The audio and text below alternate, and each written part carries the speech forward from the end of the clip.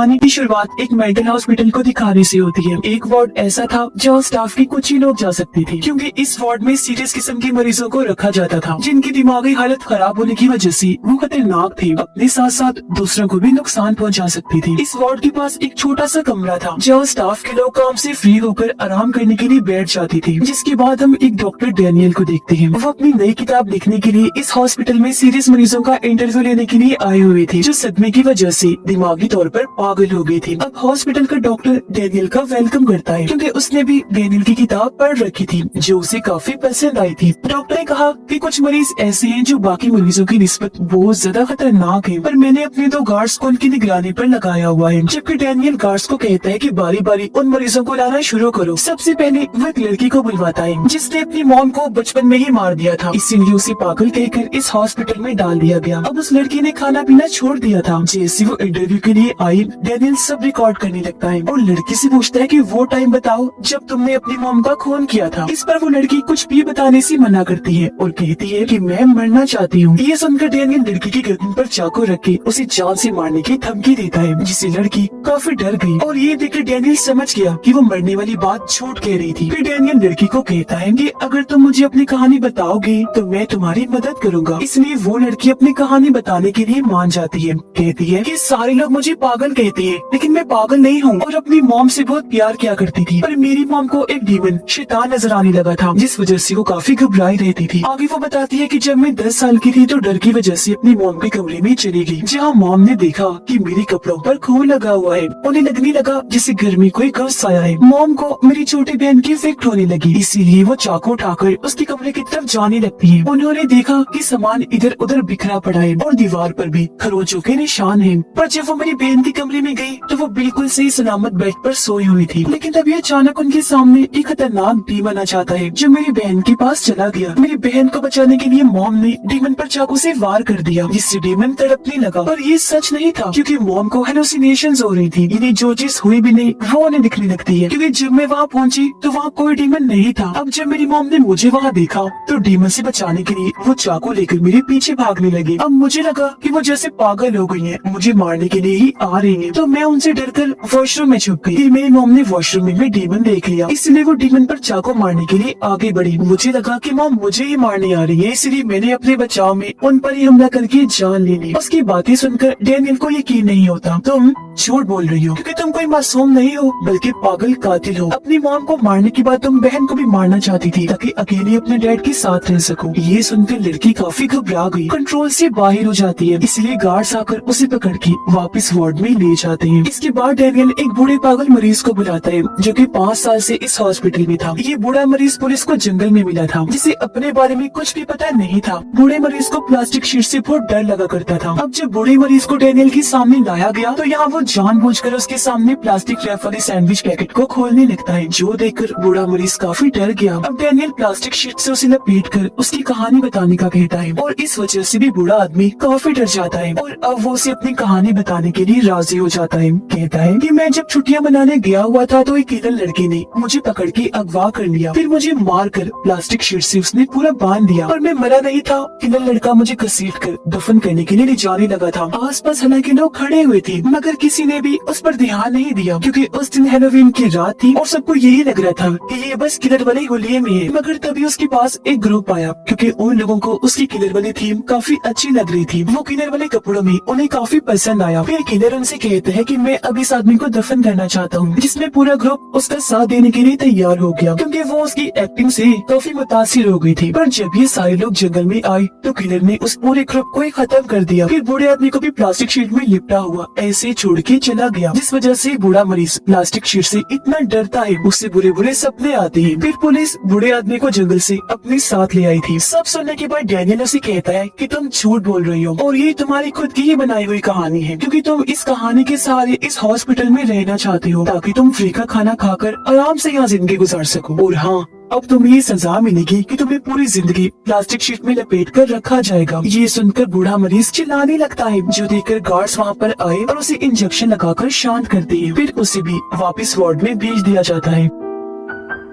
इसके बाद डैनियल अपनी तीसरी मरीज को बुलाता है जो एक आइलैंड से आई थी और पिछले 10 साल से इस हॉस्पिटल में रह रही थी। उसने दरअसल अपनी मंगेतर की दोस्त का खून कर दिया था, मगर जब उसके वकील ने ये साबित किया कि उसे एक दिमागी बीमारी है तो उसे इस मेंटल हॉस्पिटल में डाल दिया गया। और यहाँ वो लड़की कहती है कि मैंने किसी का खून नहीं किया, बल्कि हम लोगों पर ज़ॉम्बीज़ ने हमला कर दिया था और ज़ॉम्बीज़ के बुरे बुरे सपने भी मुझे आते हैं। तो अब यह डैनियल के कहने पर वो भी अपनी कहानी बताने लगती है। कहती है कि मेरा मंगेतर एक ऐसी जगह पर रहा करता था जहाँ आस पास ज़ॉम्बीज़ रहती थी। मेरा मंगेतर मुझसे बहुत प्यार किया करता था, मुझे याद करता था, मगर एक दिन उसे एक लड़की दिखी जो ज़ॉम्बी से बचकर भाग रही थी। मेरा मंगेतर उसे घर के अंदर ले आया, मगर उसने अपने घर में भी एक ज़ॉम्बी को बांधा हुआ था, जिसके सामने ही मंगेतर ने कुछ दिन के बाद उस लड़की को फेंक दिया और इस तरह उसकी मौत हो गई थी। ये सुनकर डैनियल कहता है कि झूठ बोल रही हो तुम, दरअसल तुम्हें पता चल गया था कि उस लड़की की तुम्हारी मंगेतर के साथ दोस्ती हो गई है, इसलिए तुमने खुद ही उसे मार दिया। जिसके बाद ये सारी ज़ॉम्बी वाली कहानी बना दी। तुमने अपनी ज़ॉम्बी वाली बात को सच साबित करने के लिए उस लड़की का सर भी काटा था, है ना? ये सुनकर लड़की को बहुत गुस्सा आया और वो डैनियल पर चिल्लाने लगती है। वो उस पर हमला करने ही वाली थी कि तभी गार्ड्स ने उसे पकड़ लिया। लड़की डैनियल को काफी बुरा भला कहती है, तब गार्ड्स उसे वहाँ से ले जाते हैं।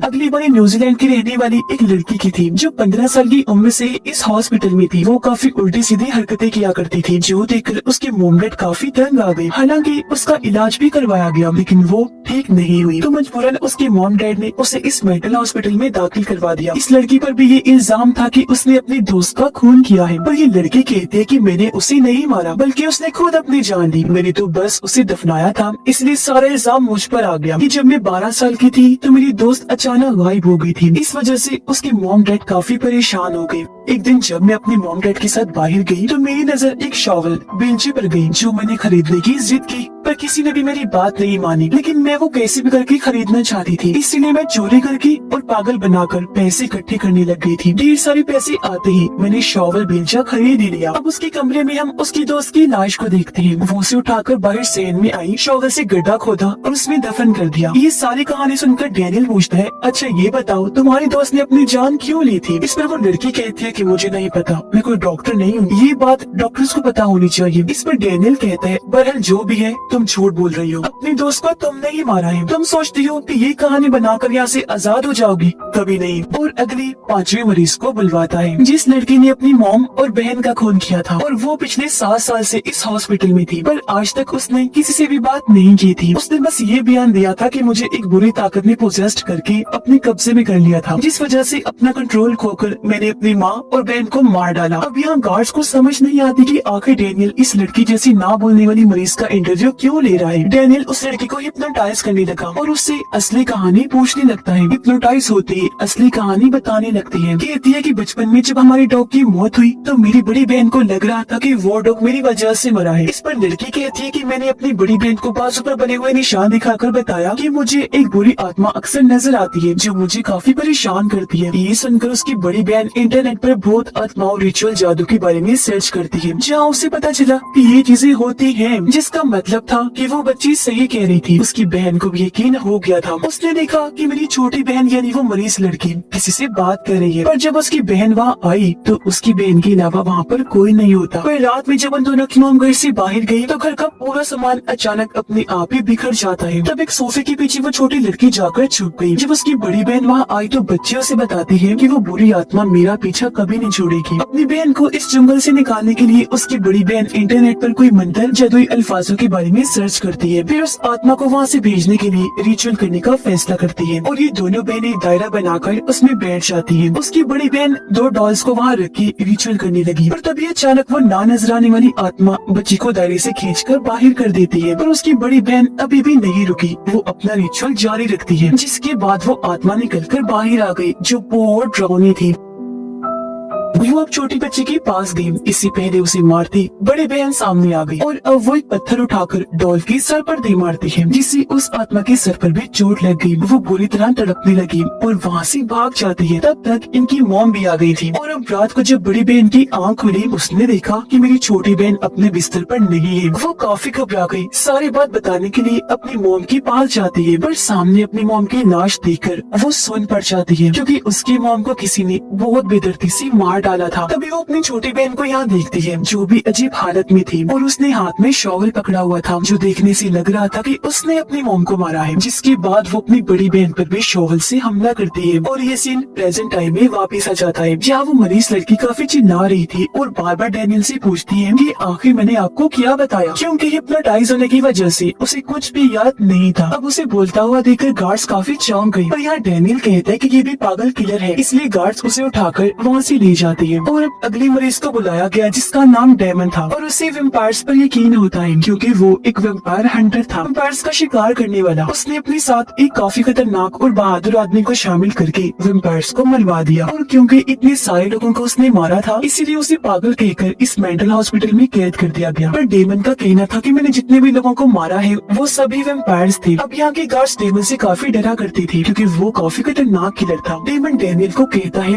कि मैं अपनी कहानी बता तो दूं, पर आज तक किसी ने भी मेरी बात पर यकीन नहीं किया। मैंने बहुत सारे वेम्पायर्स को मारा भी है और अभी भी एक वेम्पायर ऐसा है जिसे मैं जानता हूँ। जिसके बाद डैनियल उससे उस खास आदमी के बारे में पूछता है जिसे डेमन ने वेम्पायर्स को मरवाने के लिए चुना था। तो अब यहाँ डेमन अपनी कहानी बताने लगता है। कहता है कि मेरे उस साथी को पुलिस ने गिरफ्तार कर लिया था। पुलिस ने उसका नाम पूछा पर उसने कुछ भी बताने से मना कर दिया, पर पुलिस उसका नाम जॉन रख देता है और उससे उन कत्लों की बात करने लगता है जो सब जॉन ने किए थे। जहाँ सबसे पहले उसने एक लड़की को मारा था, वो जब सो रही थी जॉन ने उसका दिल निकाल लिया था। फिर उसने एक आदमी का शरीर काट कर जिस्म से अलग कर दिया। इसके बाद उसने एक कपल को भी बहुत बुरी मौत दी। दोनों को बाहर टब में लिटाकर उन पर तेजाब डालकर बुरी तरह झुलसा दिया और ऐसी उनकी दर्दनाक मौत हो गई। इसी तरह फिर उसने एक आदमी को भी जलाकर मार दिया। यह ऑफिसर उससे पूछता है कि आखिर तुमने ये सारे खून क्यों किए। इस पर जॉन कहता है कि सबसे पहले वाली लड़की का खून मैंने इसलिए किया क्योंकि उसने अपने 4 दोस्तों को मारा था। दूसरे आदमी को इसलिए क्योंकि उसने 7 लोगों की जान ली थी। कपल को इसलिए क्योंकि उन्होंने कई सारे मासूम बच्चों की जान ली थी। मुझे इसलिए पता चला क्योंकि उनके गार्डन में मैंने हड्डियां देखी थी। जॉन बताता है कि मैंने सबके खून वेम्पायर्स को मारने वाले तरीके से ही किए थे। अचानक अब ऑफिसर को भी कुछ होने लगा। अचानक ऑफिसर अपने खतरनाक वेम्पायर वाले रूप में आ जाता है। इससे पहले वो जॉन को मारता। जॉन एक नुकदार लकड़ी उसके सीने में घुसाकर इस वेम्पायर ऑफिसर की जान ले लेता है। अब प्रेजेंट टाइम में डेमन डेनियल को बताता है कि जब जॉन को पुलिस ने पकड़ा तब उसने मेरा भी नाम ले दिया था। यही वजह है कि आज मैं इस हॉस्पिटल में हूँ। और हाँ, मेन वेम्पायर जो सभी वेम्पायर्स का हेड है वो अभी भी जिंदा है। इससे पहले हम उसे मारते पुलिस ने हमें पकड़ लिया। डेमन की कहानी से डेनियल काफी मुतासिर हुआ। वो डेमन को कहता है कि तुम बाकी मरीजों से बिल्कुल अलग हो, तुमसे मिलकर मुझे बहुत अच्छा लगा। जिसके बाद डेमन को भी वापस वार्ड में भेज दिया जाता है और इस तरह उसने 6 मरीजों का इंटरव्यू ले लिया था। वो घर जाने लगा, लेकिन जब वो जा रहा था तो उसे हॉस्पिटल का सारा सामान बिखरा हुआ मिलता है और जमीन पर दोनों गार्ड्स की लाशें पड़ी हुई थी जो खून में लथपथ थी। किसी ने इन्हें बहुत ही बेरहमी से मार डाला था। इसी बीच वहाँ वो 6 मरीज आ जाते हैं जिनका डेनियल ने इंटरव्यू लिया था। सभी मरीज डेनियल पर हमला कर देते हैं और उसे मरीजों वाले कपड़े पहनाकर बेड पर बांध देते हैं। जिसके बाद डेनियल के पास डेमन आया उसे मारने के लिए, क्योंकि डेनियल भी उसे वेम्पायर ही लग रहा था। अब हालांकि डेनियल उसे काफी समझाता भी है कि वेम्पायर्स असल में नहीं पाए जाते, पर डेमन कोई भी बात सुने बगैर डेनियल पर हमला करके उसे मार देता है। पर अगले ही पल हमने देखा कि डेनियल डर की वजह से फौरन उठ जाता है। हमें पता चला कि अभी तक हमने जो सब देखा वो तो बस उसका सपना था और अब ये सच्चाई हमें पता चलती है कि डेनियल कोई डॉक्टर नहीं बल्कि इसी हॉस्पिटल का एक मरीज है। वो कंट्रोल से बाहर हो रहा था, इसलिए दोनों गार्ड्स आकर उसे इंजेक्शन लगाकर शांत कर देते हैं। अब तभी हॉस्पिटल का डॉक्टर आकर डेनियल से कुछ सवाल करने लगता है और ये सभी सवाल वही थे जो सपने में डेनियल ने उन 6 मरीजों से पूछे थे। हॉस्पिटल का असली डॉक्टर उसे कहता है कि ना तुम कोई डॉक्टर हो ना ही राइटर, बल्कि तुम पिछले 30 साल से इस मेंटल हॉस्पिटल में रहने वाले एक मरीज हो। यहाँ पता चला कि डेनियल को अपने मॉम, डैड, कजन और आंटी के खून के जुर्म में पकड़ा था। अब उसका वकील नहीं चाहता था कि वो जेल में जाए, इसलिए उसने डेनियल को इस मेंटल हॉस्पिटल में डलवा दिया और यही मरीज नंबर 7 है, पेशेंट 7। और अब बारी थी डेनियल की, पेशेंट नंबर 7 की 7वीं कहानी। अब यहाँ डेनियल को सबसे अलग रखा हुआ था क्योंकि वो गुस्से में किसी को भी नुकसान पहुंचा दिया करता था। डॉक्टर उससे कहते हैं कि अगर तुम मेन वार्ड में बाकियों के साथ रहना चाहते हो तो तुम्हें सब कुछ सच बताना होगा। और अब इसी के साथ हम डेनियल की कहानी देखते हैं। जब वो अपनी मॉम के साथ था, इन्हें कुछ दूरी पर एक गाड़ी दिखी। ये जब पास गई तो वहाँ कपल की लाशें पड़ी हुई थी। चेक करने पर इन्हें गाड़ी से खाने पीने का सामान मिला। डेनियल की मॉम को लाशों के पास से एक गन मिली जिसे ये लोग अपने पास रख लेती है। डेनियल की मॉम उसे शोर करने से मना करती है क्योंकि ये लोग ज़ॉम्बीज़ की वजह से यहाँ फंसे हुए थे और अगर शोर हुआ तो ज़ॉम्बीज़ यहाँ आ सकते हैं। इसी बीच एक ज़ॉम्बी यहाँ आकर डेनियल की मॉम पर हमला कर देता है। ज़ॉम्बी से बचने के लिए मॉम गन लेकर उसे शूट कर देती है, पर मॉम को भी ज़ॉम्बी ने काट लिया था, जिससे वो भी अब ज़ॉम्बी बन जाएंगे। इसलिए वो डेनियल को गन देते हुए कहती है कि मुझे मार डालो। तब ना चाहते हुए भी वो अपनी मॉम को शूट करके मार देता है। हॉस्पिटल में बार बार डेनियल यही कह रहा था कि मैं अपनी मॉम को मारना नहीं चाहता था, वो मैंने जानबूझ के नहीं किया, ये बताते हुए वो रो भी रहा था। कहानी सुनकर डॉक्टर डेनियल को कहता है कि तुम हमेशा की तरह इस बार भी अपनी झूठी कहानी सुना रहे हो। डॉक्टर उसे कहता है कि तुम यहाँ पर इसलिए आए हो ताकि मौत की सजा से बच जाओ। जो कहकर डॉक्टर यहाँ से जाने लगा, पर डेनियल जिसकी हालत खराब हो गई थी उसे तेज गुस्सा आने लगता है, जो वो पीछे से पकड़कर डॉक्टर का गला दबाने लगता है, जिससे डॉक्टर की वहीं पर मौत हो जाती है। डेनियल डॉक्टर के पास से चाबियां लेकर खुद को आजाद कर लेता है और बाहर आकर डॉक्टर का चश्मा खुद पहन लेता है। फिर वो खुद को डॉक्टर समझकर मरीजों को चेक करने के लिए निकल जाता है और इसी भयानक एंडिंग के साथ ही इस फिल्म की कहानी भी यहीं पर खत्म हो जाती है।